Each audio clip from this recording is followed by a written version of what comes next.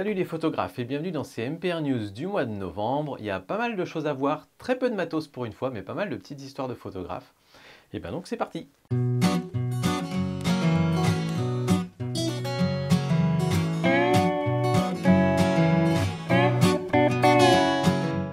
Alors on attaque avec les photo news. Et première photo news, vous n'êtes sûrement pas passé à côté de ce qui s'est passé avec Banksy. Alors Banksy, vous savez, c'est un artiste qui se considère pas du tout comme artiste et qui fait des tags, des graffitis dans les rues et qui est devenu extra méga célèbre. C'est une star mondiale du marché de l'art en fait. Et il a fait une petite blague, c'est qu'il a vendu, enfin il y avait une de ses œuvres qui était en vente dans une grande maison de vente aux enchères. Et donc cette peinture a été vendue pour 1,4 million de dollars. Donc quand je vous disais que c'est un bon artiste, un bon gros artiste quoi. Et en fait, au moment même où le maillet a tapé pour dire ça y est, c'est vendu à 1,4 million de dollars, il y a un petit mécanisme qui s'est enclenché et qui a fait que en fait, le dessin qui était dans un cadre a commencé à glisser et à passer à travers des lames qui l'ont découpé en petites lamelles complètement. Et ça s'est arrêté à mi-chemin comme ça. Juste après avoir été vendu. Donc c'est un gros pied de nez entre guillemets au marché de l'art qui est capable de mettre des sommes énormes sur finalement un dessin, une œuvre, une peinture, une photo, enfin voyez-le comme vous voulez. Mais pour lui en tout cas c'est un espèce de gros pied de nez à ce marché-là. Sauf que ce que je trouve assez intéressant quand même et intriguant, c'est que, en gros voilà, est-ce que c'est vraiment une farce comme il le prétend ou est-ce que c'est plutôt un coup de génie? Parce qu'en fait en réalité, notamment parce que ça s'est arrêté à mi-chemin, l'œuvre existe toujours, elle est toujours à moitié découpée, sauf que maintenant le propriétaire, qui aurait tout à fait pu annuler la vente à ce moment-là, il avait le droit de le faire, lui il a dit non, non, non, au contraire, je la garde, ça a encore plus de valeur maintenant comme ça. Et peut-être que c'était dans la tête de l'artiste de bien se dire qu'avec toute cette histoire-là, qui va être relayée sur les réseaux sociaux et compagnie, que c'est la première œuvre qui s'autodétruit juste après avoir été vendue, il savait pertinemment qu'en plus ça allait prendre encore plus de valeur. Donc voilà, peut-être que c'était calculé, notamment là où c'est un petit peu bizarre, c'est que normalement un mécanisme qui se met en route comme ça, des mois ou des années après avoir été fabriqué, soit il marche pas. Mais qui marche et qui s'arrête pile au milieu de l'œuvre, ça me paraît un peu louche, quoi. Alors que l'artiste lui-même, Banksy, dit que normalement ça aurait dû complètement détruire l'œuvre, mais que ça s'est grippé et que ça n'a pas marché. Voilà, je trouve ça un petit peu étrange, mais en tout cas c'est une histoire qui est assez marrante. SpaceX, donc vous savez, c'est la société qui lance des fusées dans l'espace. Et il y a l'un de ces tirs qui est passé au-dessus de Los Angeles. Et il y a énormément de personnes qui ont fait des photos ou des timelapses, et notamment parce que c'est passé à un moment dans une zone de l'atmosphère où, alors je ne sais pas si ça a commencé à geler ou un truc comme ça, mais ça faisait des dessins vraiment magnifiques dans le ciel. Et il y a plein de photographes qui se sont amusés et qui avaient prévu le coup pour trouver un beau premier plan, etc. Allez voir, si vous cherchez un petit peu lancement SpaceX Los Angeles, vous trouverez des trucs de malade. Il y a un petit lien ici, je vous le mettrai dans la description pour aller voir notamment le timelapse de ce lancement, c'est juste impressionnant. Alors, il y a un photographe roumain qui a trouvé comment gagner de l'argent avec ses photos. Alors, c'est un petit peu un coup de hasard, mais l'histoire est marrante. Il était parti faire une photo de portrait dans un parc avec un de ses modèles. Donc, il prend sa photo tranquillement sous un arbre à l'automne, et puis ensuite il rentre chez lui, et puis il commence à retoucher sa photo sur Photoshop. Et puis il remarque dans un coin, dans le tas de feuilles, un petit truc bleu. Et donc il se met à zoomer dessus parce qu'il a a priori un appareil avec une bonne définition. Et puis il remarque un petit coin bleu et il se dit mais ça on dirait le bout d'un billet quoi.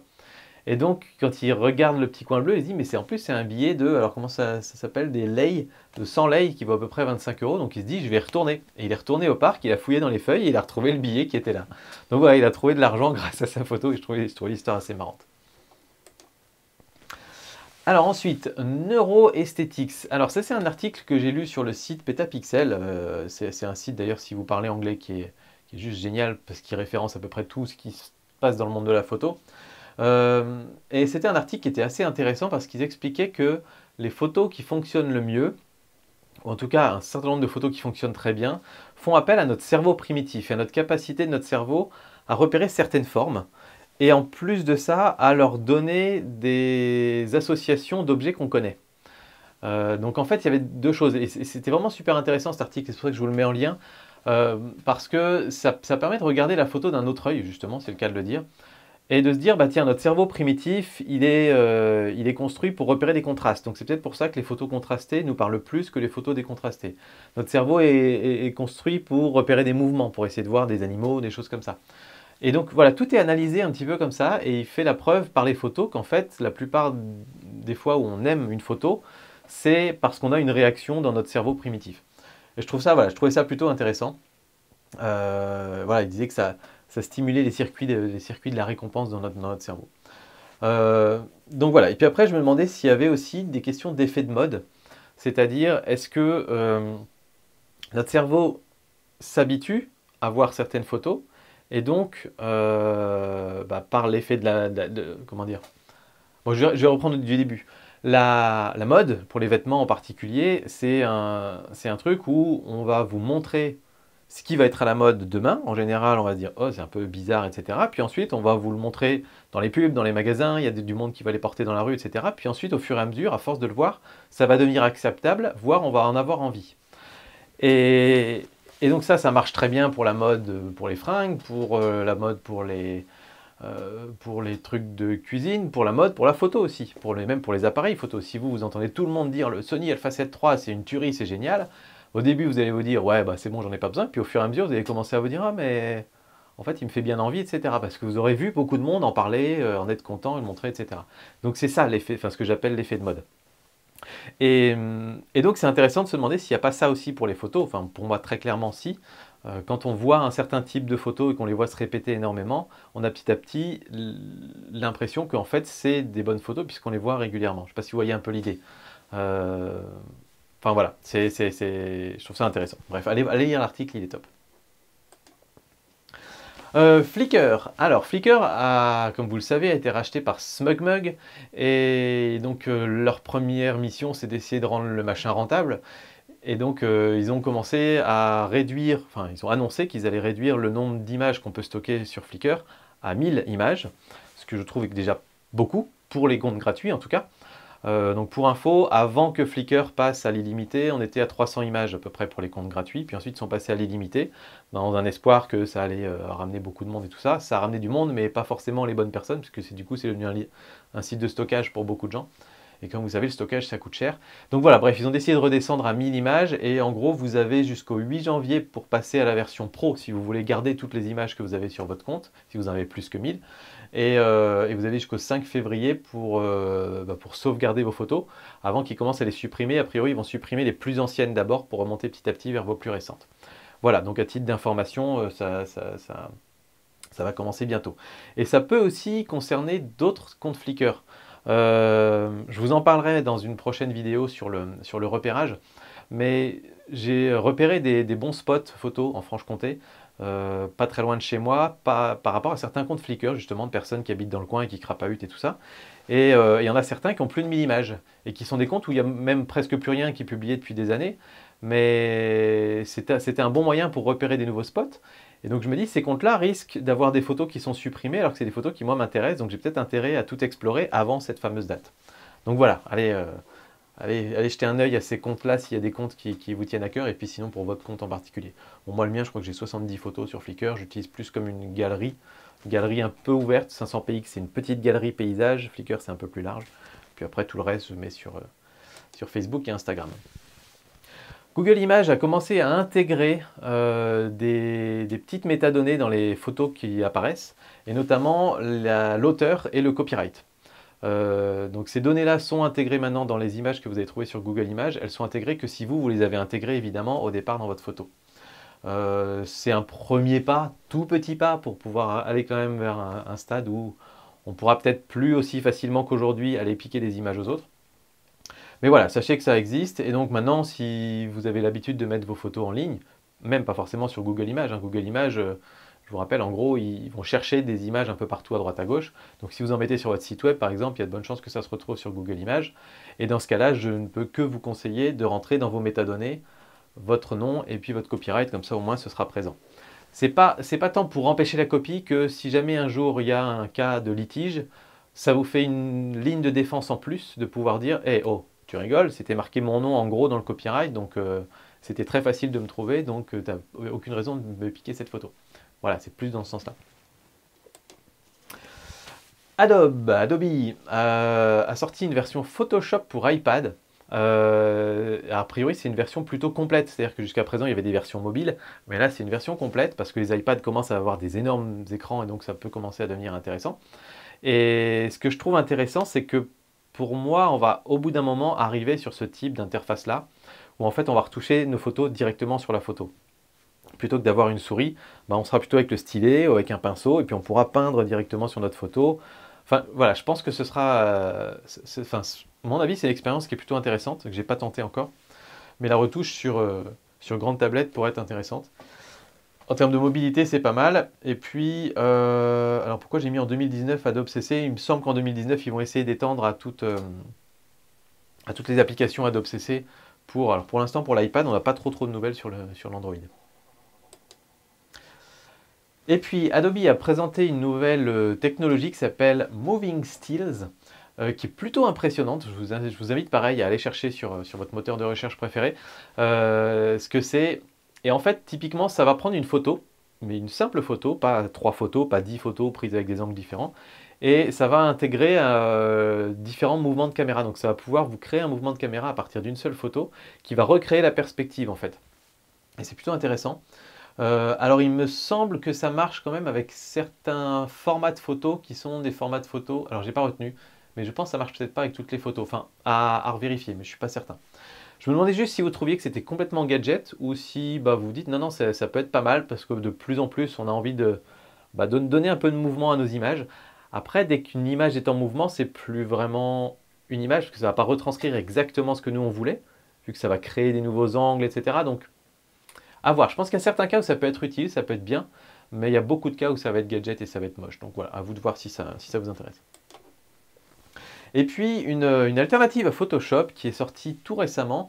C'est un étudiant qui a développé ça pendant, je crois, pendant 5 ans, pendant ses études. Il bossait 3 heures par semaine là-dessus. Et donc c'est juste un boulot de monstre qui s'appelle Photopea, PEA, qui est quasiment un clone de Photoshop et c'est tout en ligne. Donc en dehors du fait que ça vous prendra un petit peu de temps de mettre votre photo en ligne, etc. Vous avez toute l'interface et ce qui est intéressant, c'est que c'est exactement comme Photoshop. Vous avez tout, vous avez les calques, les mêmes boutons aux mêmes endroits. Ce qui veut dire que ça peut être un bon moyen de tester Photoshop pendant un certain nombre d'années et un certain nombre de semaines, de mois, comme vous voulez. Et puis si un jour vous vous dites, bah là je me sens limité, ça peut être le moment de passer à Photoshop et peut-être vous vous direz, bah en fait j'en ai pas besoin de Photoshop. Et voilà, donc je trouve ça plutôt une bonne alternative, donc c'est plutôt sympa. Pour l'instant c'est gratuit, donc c'est cool. Les news MPR. Alors le calendrier, je vous en ai déjà parlé, ça y est, il va sortir très vite. Pour l'instant, la page Ulule n'est pas encore validée par le site de financement participatif, donc je vous mets un lien qui vous permet de suivre pour être mis au courant dès que ça sort. Si vous savez d'ores et déjà que vous voulez en commander un, je vous rappelle, hein, c'est un calendrier où 100% des profits vont à Reporters sans frontières. On est 14 youtubeurs à s'être regroupés pour pouvoir proposer des photos et puis ensuite vous mettre tous les événements de l'année photographique 2019 là-dedans. Et puis Matiseo va imprimer et expédier les calendriers à prix coûtant. Donc c'est-à-dire que ils ne récupèrent pas de sous non plus là-dessus. Donc tous les bénéfices vont aller à Reporters sans frontières pour la liberté de la presse, la liberté de l'information, et c'est plutôt cool. Enfin voilà, on est très content de pouvoir faire un petit geste dans cette direction-là, parce qu'ils font des choses juste géniales. Parce que voilà, on vit dans un pays où on a quand même, malgré tout ce qu'on peut dire, la chance d'avoir une presse libre qui peut dire ce qu'elle veut, quand elle veut, etc. Il y a beaucoup d'autres pays où c'est pas le cas du tout. C'est très différent. Ça n'empêche pas d'être critique envers certains journaux, etc. dans notre pays, mais voilà, il y a d'autres pays où c'est bien plus différent que ça, où il y a de la vraie censure gouvernementale et compagnie. Voilà. Et dans ces pays-là, il y a des journalistes qui se font enfermer en prison, etc. Donc voilà, Reporters sans frontières se bat contre ça et essaie de faire en sorte que dans n'importe quel pays du monde, on puisse avoir accès à l'information. Donc voilà, ce sera 20 €, frais de port compris. Et voilà, donc si jamais vous savez que vous voulez déjà l'acheter parce que vous dites bah, c'est cool, c'est une bonne cause, je veux soutenir, je vous mets le lien dans la description, comme ça vous serez tout de suite averti dès que le site est en ligne et que vous pouvez précommander. Et l'intérêt de ça, c'est que ça nous file un bon coup de pouce, parce que sur les sites de financement participatif, plus le démarrage est rapide, plus c'est mis en avant ensuite par le site, et donc ça permettra de faire un effet boule de neige. Donc si vous avez la possibilité de le commander dès qu'il sort, c'est top. Et ben le reste, j'ai déjà tout raconté. Ensuite, j'ai testé les YouTube Premières pour une vidéo qui est sortie le mois dernier. Vous savez, c'est l'événement où en fait on sort une vidéo normale, mais ça apparaît comme si c'était un live. Et puis je suis dans les commentaires et je peux chatter avec vous dans le chat pendant que ça se diffuse. J'ai trouvé l'expérience plutôt cool et de vos retours, c'était plutôt sympa aussi de pouvoir échanger en même temps qu'on regarde la vidéo. Je voulais savoir si vous trouviez qu'il y avait des inconvénients à ce système-là. Voilà, est-ce que je pense pas faire sortir toutes les vidéos comme ça? Mais une fois de temps en temps, ça pourrait être pas mal. Peut-être CMPR News, par exemple, je les mettrai en première, j'en sais rien. Mais voilà, des vidéos, moi je sais que je peux être là dans le chat pendant que ça sort. Je pense que ça pourrait être assez intéressant pour recueillir vos avis en direct. Les MPR News, ça pourrait être pas mal en fait. Je pense que les MPR News, les revues de photos, des trucs comme ça pourrait être pas mal. On verra. Voilà, ça permet de lancer un peu des débats directement dans le chat. Donc voilà, dites-moi ce que vous en pensez. Alors, en parlant de revues, justement, je continue de tourner des revues, les revues des tipeurs, et comme je vous avais dit précédemment, je ne les mets plus publiquement sur la chaîne, parce qu'il y en a un certain nombre d'entre vous que ça n'intéresse pas. Et bon, donc pour tous ceux que ça intéresse, je vous mets les liens dans la description aussi. Je vous mets les liens directs sur YouTube. Si vous voulez les retrouver le plus rapidement possible, vous allez sur la page Tipeee de mon petit réflexe. Là, dans la partie news, vous avez toutes les revues qui sont en public. Il n'y a pas besoin d'être tipeur pour pouvoir les regarder. Et sinon, là, pour les MPR News, je vous mets le lien vers ces vidéos-là qui sont en non répertoriés. Donc comme ça, vous pouvez y accéder directement en dessous des MPR News si vous voulez les regarder à la suite. On reprend les lives au mois de décembre. Je suis super content qu'on puisse refaire un live. Là, il y avait eu deux, trois moments où on était un peu pris, on était parti en vacances, puis ensuite il y avait des déplacements professionnels, etc. qui faisaient que je ne pouvais pas faire de live. Là, on va pouvoir refaire ça. Et donc le 11 décembre à 21 h, je refais un live. Et je vous ai donc déjà programmé ce petit live. Vous avez juste à cliquer sur le lien qui est dans la description aussi pour mettre la petite cloche de rappel et ça vous enverra le rappel à ce moment-là. Donc pendant le live, comme d'habitude, on fait un débat sur un sujet photographique, un jeu autour de la photo, des questions-réponses et puis une petite revue de photos rapide. Ensuite, le salon de la photo, mon bref bilan. Je ne vais pas faire une grosse vidéo sur le salon de la photo. Vous savez, mon style, c'est pas trop de faire un vlog salon de la photo parce que je pense que ça intéresse quasiment que ceux qui étaient au salon de la photo. Sachez que j'ai tourné une vidéo qui sera sur des sujets assez... Enfin voilà, on est allé assez loin dans l'information, donc je pense que ce sera intéressant. J'ai interviewé quelques personnes sur différents stands du salon de la photo, mais pas pour que eux nous pitchent leurs produits, mais pour qu'ils nous parlent de leur métier en fait. Et ce sera, voilà, je pense que ce sera intéressant pour vous. C'était en tout cas l'occasion de faire plein de rencontres. Autant les années précédentes, on va dire l'année dernière par exemple, on m'avait arrêté une dizaine de fois en 2 jours dans le salon. En même temps, je courais un peu partout, donc voilà, j'étais un peu tête baissée comme ça. Mais là, cette année, ça n'arrêtait pas, quoi. Le samedi, j'ai passé tout mon samedi à discuter avec certains d'entre vous qui étaient là au salon. Donc c'était super cool parce que ça fait super plaisir de vous rencontrer. Et notamment, ce qui est marrant, c'est que c'est souvent des personnes qui commentent pas. C'est souvent des personnes qui regardent toutes les vidéos, mais qui commentent pas, qui parfois sont même pas abonnés à la chaîne parce qu'ils n'ont pas de compte Google. Et du coup, c'est cool d'avoir vos retours à vous aussi. Voilà, donc c'était super sympa. Et puis le dimanche, j'ai un peu fait je me suis un petit peu enfermé et j'ai dit on se retrouve à 17 h à l'espace des communautés. Et puis pendant ce temps-là, voilà, il fallait que je tourne ma vidéo. Donc j'ai un petit peu plus tracé le dimanche. On a fait aussi un live raté avec les copains de Nowtech, Olivier Schmitt et puis Sébastien Roignan. Et puis Albert aussi de SOS Ciné. Voilà, c'était clairement raté, c'est pour ça que je l'ai enlevé de la chaîne aussi. Donc voilà, désolé pour ceux qui ont regardé. Alors après, je pense que si vous avez regardé 5-10 minutes et que ça vous plaisait pas, je pense qu'il n'y avait pas besoin de rester plus longtemps. Le truc, c'est qu'on ne s'était pas spécialement organisé. On a fait ça parce que nous, on voulait juste passer une bonne soirée ensemble et du coup, voilà, faire un mode question-réponse, on s'est dit que ça pourrait être intéressant. Mais en fait, c'est juste parti en cacahuète et voilà, je trouve que c'était assez mal géré. L'idée de diffuser sur 5 chaînes en même temps, c'était une très mauvaise idée.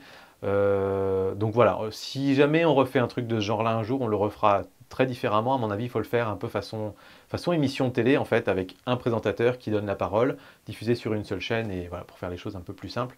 Donc voilà, on essaie d'apprendre de nos erreurs, mais là, celui-là, c'était pas le top du top. Même si c'était marrant pour nous, je pense que c'était pas très drôle pour vous à regarder. Donc voilà, c'est le vidéo dont je vous parlais. Et puis les soirées étaient très sympas aussi.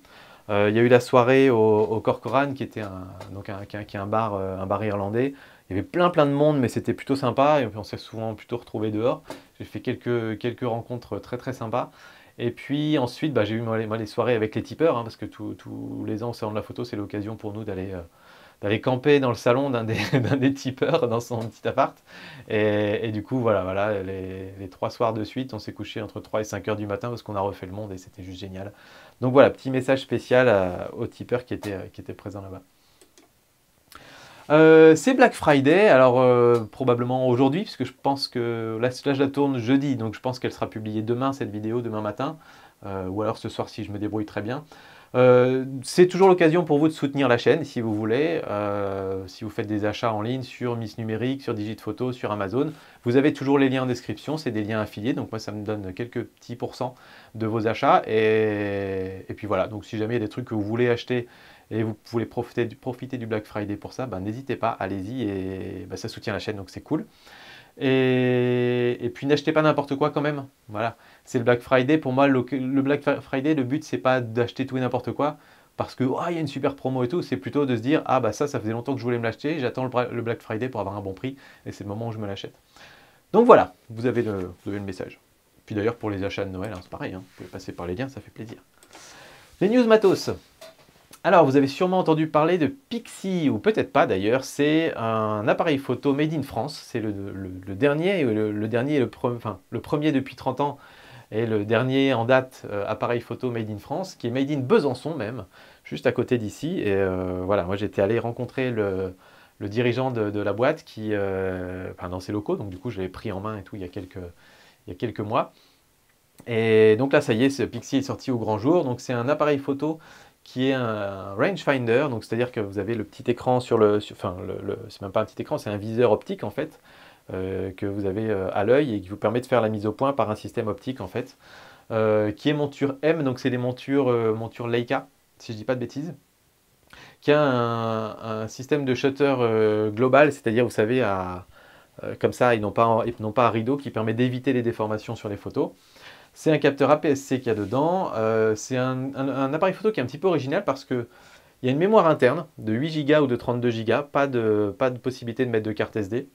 Avec la connexion avec le téléphone pour faire le transfert des photos ou via câble pour les transférer à l'ordinateur. Il n'y a pas d'écran non plus, c'est l'appareil photo, le smartphone qui fait office d'écran. Donc si ça marche bien, ça peut le faire. En fait, l'idée pour eux, c'est vraiment de retrouver toutes les sensations de l'argentique, mais avec les technologies du numérique. Donc voilà, le concept est plutôt intéressant. Encore une fois, je vous dis, c'est cool en plus parce que c'est made in Besançon. Le prix, par contre, est très cher, 3500 €. En fait, il faut bien comprendre que ce boîtier-là, et c'est vraiment leur intention, c'est de faire un objet de type, voilà, un petit bijou micro-mécanique. C'est vraiment ça, comme on peut avoir des montres haut de gamme ou des bijoux haut de gamme, des choses comme ça. Là, c'est exactement cette idée-là. Et donc, eux, dans leur esprit, ils sont pas chers parce qu'en fait, ils se comparent à Leica et ils sont 2 fois moins chers qu'un Leica. Mais si vous avez l'habitude des prix des réflexes ou des boîtiers grand public, on va dire, ça choque et c'est normal. Donc voilà, sachez que ça existe. Si jamais vous êtes intéressé par ce genre de produit, c'est sorti, ça sort le 14 décembre à 3500 €. Ensuite, Bechoy, je ne sais même pas comment ça se prononce. Ils m'ont envoyé un cadre photo, comme ça. Voilà, un petit cadre. Ça faisait très longtemps que je voulais tester pour savoir un peu ce que ça valait parce qu'on a tous beaucoup de photos qui traînent sur nos ordinateurs. Et voilà, moi j'avais envie de les afficher un petit peu plus souvent. Et donc ce que j'ai fait, alors c'est assez simple, hein, je ne vais pas vous faire tout le tour complet, mais j'ai une petite clé USB ici, j'ai mis des photos là-dessus, on les met là-dedans. Et puis ensuite, on a un programme qui les fait tourner, on peut régler avec une petite télécommande et tout ça. Donc voilà, le fonctionnement est plutôt pas mal, même si les menus sont absolument horribles et les traductions sont vraiment pas bonnes, hein, c'est du produit chinois, il ne faut pas oublier. Donc c'est un 10 pouces, il est donné pour être IPS, mais on va revenir là-dessus parce que c'est pas, à mon avis, c'est pas l'UIPS qu'on a l'habitude de voir. En fait, je vais le dire tout de suite, on voit très bien les photos quand on est juste en face. Par contre, dès qu'on est un petit peu au-dessus, un petit peu en dessous, à gauche ou à droite, on les voit plus, voire on les voit très mal. Et ça, pour moi, c'est un vrai gros problème parce que quand on pose un cadre quelque part dans sa maison, le but, c'est de pouvoir le voir d'un peu partout et pas uniquement quand on est en face. Ou alors, il faut vraiment le mettre au mur, mais dans ce cas-là, c'est un écran au mur qui bouge, c'est quand même pas pareil qu'un tirage photo. Et donc voilà, donc pour moi, c'est pas idéal si vous voulez montrer vos meilleures photos. Par contre, j'ai trouvé que pour les souvenirs, moi j'ai mis des photos de mes gamins, des photos de notre mariage, etc. il y a longtemps. Et c'est vraiment plutôt sympa en fait parce que voilà, on est dans la maison, dans le salon tranquillement, et puis de temps en temps on dit ah regarde la photo là elle est marrante, et puis on se réunit un peu autour du truc, on regarde, ça rappelle les souvenirs et c'est plutôt sympa. Voilà, mais c'est pas un outil, ouais, un outil qui va être fait pour reproduire le plus fidèlement possible vos photos. Par contre pour les souvenirs c'est vraiment vraiment très sympa. Donc voilà, c'est programmable, ça coûte 70 euros. Donc si jamais c'est le genre de choses qui vous intéresse, le lien dans la description. Tourbox. Alors, Tourbox, c'est un nouveau produit qui sort sur Kickstarter, qui est fait pour vous rendre la vie plus simple normalement dans Lightroom et Photoshop. Alors, comme c'est sur Kickstarter, ben, on n'a pas encore eu les tests dans le monde réel, on va dire. Je vous avoue que le design me paraît un peu étrange, moi. Il y a une molette, il y a un bouton qui ressort, là il y a un bouton cliquable, il y a une autre molette dans l'autre sens. Tous les boutons sont un peu différents et fonctionnent un peu différemment. Tout est programmable évidemment, donc vous pouvez faire un peu ce que vous voulez avec, mais j'ai quand même l'impression que ça demandera pas mal de temps d'adaptation. Donc si vous êtes frustré de la façon dont vous travaillez aujourd'hui avec votre tablette graphique, avec votre clavier souris, etc., ça peut être une bonne option, un petit peu différente de Palette ou Loupedeck. Palette, c'est des systèmes qu'on imbrique les uns sur les autres et qui ont tous juste des potentiomètres. Loupedeck, je vous l'ai déjà présenté, c'est cette espèce de clavier Lightroom, où là par contre toutes les fonctions sont bien indiquées. Voilà, c'est encore une troisième option qui coûte à peu près 89 $, donc moins cher quand même que le Loupedeck. Mais je suis assez dubitatif, donc je sais pas, j'aimerais savoir ce que vous en pensez, si ça vous plaît ou pas. D'ailleurs, Tourbox m'a envoyé un mail, enfin en fait, au moment où je tourne là, ils finissent le financement participatif dans quelques heures, donc peut-être même qu'au moment où vous aurez la vidéo, ce sera terminé. Euh, et ils m'ont envoyé un mail, mais genre 5 heures avant la fin du financement participatif, en disant ouais, paid promotion, on peut vous payer pour parler de Loupedeck, prenez notre vidéo, pas le Loupedeck, pardon, pour parler de Tourbox, prenez notre vidéo et mettez-en une minute sur votre chaîne YouTube, etc. J'ai dit non, non, je vais pas faire ça. Enfin bon, bref, c'était des offres de partenariat comme on en a très souvent. Ensuite, Covered, version 2. Alors Covered, c'est pareil, c'était un financement participatif pour la version 1, ils ont rempilé pour la version 2.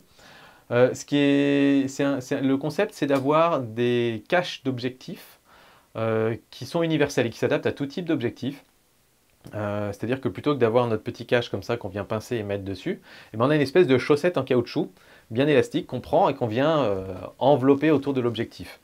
Je suis un peu sceptique parce que je vois pas trop le souci qu'on a en fait avec les caches d'objectifs de base, ils me vont bien, mais a priori ça marche bien, il y a plein de gens qui trouvent ça cool, donc en fait pareil, s'il y a certains d'entre vous qui ont déjà testé le Covered, pourquoi vous l'utilisez, qu'est-ce qui vous plaît dedans en fait, parce que j'ai du mal à voir l'intérêt en fait. Mais après bon, ça coûte 20 $ le truc, c'est quand même cher. Et puis ensuite, Ondu, c'est encore un autre financement participatif sur Kickstarter. Là, le principe, c'est d'acheter un Sténopé. Donc vous avez le Sténopé, c'est un petit peu ce dont je vous avais parlé dans la vidéo sur la Caravane Obscura. C'est un appareil photo, c'est le premier appareil photo primitif, hein, où en fait, vous allez avoir une paroi dans laquelle il va y avoir un tout petit trou. Et à l'intérieur de la chambre, il fait noir, et donc la lumière rentre par le tout petit trou, qui fait l'équivalent d'un tout petit diaphragme. Et là, ensuite, l'image va se refléter sur le mur derrière. Et si on met une surface photosensible, ça va créer une photo. Et en général un peu flou et tout ça, mais le process est assez marrant. Et donc eux, en fait, ils mettent en vente un petit boîtier en bois de type Sténopé, qui coûte 90 $, donc qui n'est pas si cher que ça, donc pour un cadeau de Noël ou un truc comme ça peut être cool. Après bon, c'est Kickstarter, donc ça n'arrivera pas pour Noël, mais voilà, s'il y en a que ça intéresse, je vous le mets là. Et puis le petit coup de pouce, eh bien c'est, je vous ai parlé de Studio Gemini il n'y a pas très longtemps dans la vidéo sur les 4 façons d'apprendre et progresser en photo. Et entre-temps, Studio Gemini a sorti une de ses masterclass complètement gratuite en fait. Donc si certains d'entre vous hésitaient à prendre l'abonnement et tout ça, parce que c'est quand même un certain prix, voilà, vous avez une masterclass gratuite sur le Flash Studio qui vous permet de voir exactement comment ils bossent en fait. Voilà. Donc moi j'aime bien ce qu'ils font Studio Gemini. Donc c'est pour ça que je voulais leur donner un petit coup de pouce aujourd'hui. Donc allez jeter un œil, vous avez à peu près 1 heure de vidéo et un guide de 40 pages. Donc c'est pas rien. Et puis voilà, donc je vous mets le lien en description comme tout le reste. Et puis c'est tout pour cette fois-ci, j'espère que ces MPR News vous auront plu. Et ah oui, si, je voulais quand même dire félicitations à Ellie de la chaîne Photosynthèse, parce que Ellie a été citée dans les, alors je sais plus, 300 chaînes YouTube qui font référence et qui peuvent servir pour l'éducation nationale. Et donc c'est juste trop cool quoi, enfin non, pas le ministère de la Culture, pardon. Et je trouve que c'est trop cool et que c'est largement mérité pour les vidéos de photosynthèse. Donc je vous mets le lien aussi en description, il y a une bonne liste de liens là. Voilà. Allez, salut tout le monde et puis bonne bon début d'hiver et à bientôt. Ciao!